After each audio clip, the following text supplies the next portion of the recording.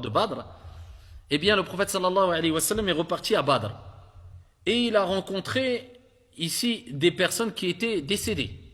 D'accord, lors de la bataille, il y a eu des pertes du côté des musulmans, du côté des Quraïchites, des Mécois. Et le prophète sallallahu alayhi wa sallam, comme il le relatait dans Sahih al-Bukhari, s'est adressé aux morts. Et il leur a dit, alayhi salatu wassalam, dans le sens, si vous aviez obéi à Allah tabaraka wa ta'ala, eh bien vous auriez été réjouis.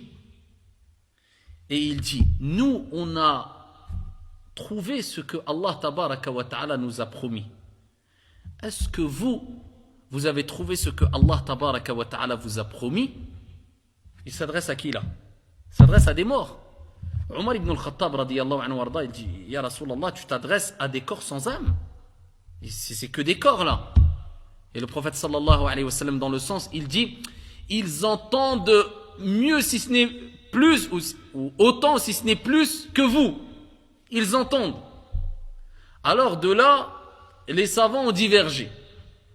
Parmi les textes qui ont provoqué la divergence des savants, concernant le fait que les morts peuvent ou ne peuvent pas entendre, eh bien, il y a ce texte-là. Alors certains savants, et ce n'est pas la majorité, et parmi eux Ibn al-Qayyim rahmatullahi alayhi, d'autres, ils disent que les morts entendent les vivants. Ils peuvent entendre les vivants.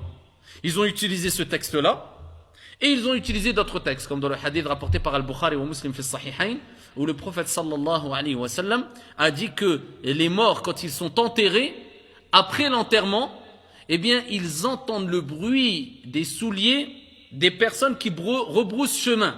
Quand on a fini d'enterrer le mort, quand les personnes partent, eh bien, les personnes enterrées entendent le bruit des souliers, des chaussures ou des pas des personnes qui rebroussent chemin. Ils ont dit ça, c'est une deuxième preuve.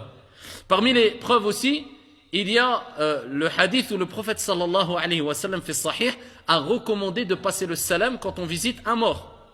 Ou quand on va dans un cimetière musulman, on dit assalamu alaykum. Ila akhiri, etc. Il y a une dua spécifique pour les morts. Donc on dit que la paix soit sur vous. Eh bien, certains savants ont dit, si le prophète sallallahu alayhi wa sallam a dit de passer le salam, c'est que automatiquement on en déduit qu'ils entendent le salam et qu'ils vont répondre au salam, car cela relève de la sunna de répondre au salam, et de manière générale, raddu salam wajib. Le fait de passer le salam, c'est une sunna recommandée, mais répondre au salam, c'est obligatoire. Donc ils disent, et d'autres textes, ils utilisent cela pour dire que les morts peuvent entendre les vivants, et de plus, alors dans certaines situations, comme par exemple quand tu visites un cimetière ou une tombe, le mort peut t'entendre. Et aussi certains savants ont été jusqu'à dire, comme As-Suyuti et d'autres, ils ont rapporté des athars pour dire que non seulement le mort peut entendre les vivants, mais en plus de cela, il ressent la température de l'eau que tu vas utiliser quand tu le laves, et il sait qui est la personne qui va le laver.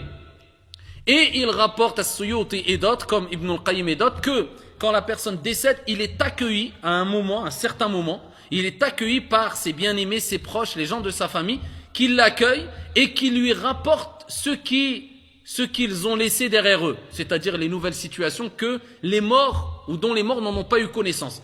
Il pose la question, la personne qui est décédée, aux personnes qui l'ont rejoint, qui viennent de décéder, en disant, et un tel, qu'est-ce qu'il a fait, qu'est-ce qu'il est devenu, est-ce qu'il s'est marié, concernant les proches de sa famille. Et donc il y a la majorité, Al-Jumhur, considère que non, les morts ne peuvent pas entendre. Et ça c'est l'avis de Aïcha radiyallahu anha wardaha, Ibn Abbas, Al-Ahnaf, etc. Et ils utilisent plusieurs textes, dont le verset coranique où Allah tabaraka wa ta'ala dit « Innaka la tusmi'ul mawta » Tu ne peux pas faire entendre les morts. Mais les autres ont répondu en disant non, quand Allah Jalla wa ala parle de « tu ne peux pas faire entendre les morts », eh bien c'est ceux qui sont morts pas physiquement, mais c'est les personnes qui ont le cœur mort. C'est-à-dire les gens qui sont, ils agissent avec une telle désobéissance qu'ils ont un cœur mort, et Dieu parle des gens qui ont le cœur mort. Et ça c'est le tafsir qui a été donné entre autres par l'imam Al-Qurtubi et d'autres. Ala kulli hal, les savants divergent.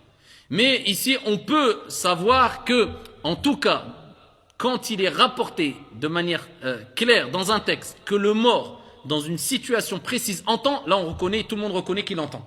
Comme par exemple le moment où on l'enterre. et il rebrousse chemin, c'est-à-dire les gens qui l'ont enterré rebroussent chemin, là il entend les pas de ceux qui ont rebroussé chemin. Là il n'y a pas de doute. Ou là pour les gens de Badr, ils disent que c'est une spécificité de ce cas-là pour le prophète sallallahu alayhi wa sallam. Allah Jalla wa ala a permis aux morts à ce moment-là d'entendre le prophète alayhi salatu wa sallam.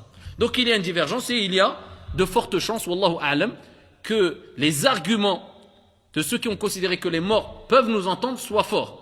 En tout cas, quand on visite une personne qui est décédée, ici nous en tant que croyants musulmans d'après les textes, on sait que ça apporte une certaine, ça peut apporter beaucoup de bien aux morts, ne serait-ce que même s'il ne t'entend pas, ne serait-ce qu'à travers les invocations que tu fais pour lui. Et cela est bénéfique pour lui. Donc en tout cas, on peut déduire que sûrement, wallahu a'lam, le mort ressent la visite d'une personne qui le visite quand il est enterré. Voilà pourquoi le prophète a demandé de multiplier les visites ici des cimetières afin d'invoquer en faveur des défunts. Wallahu a'lam.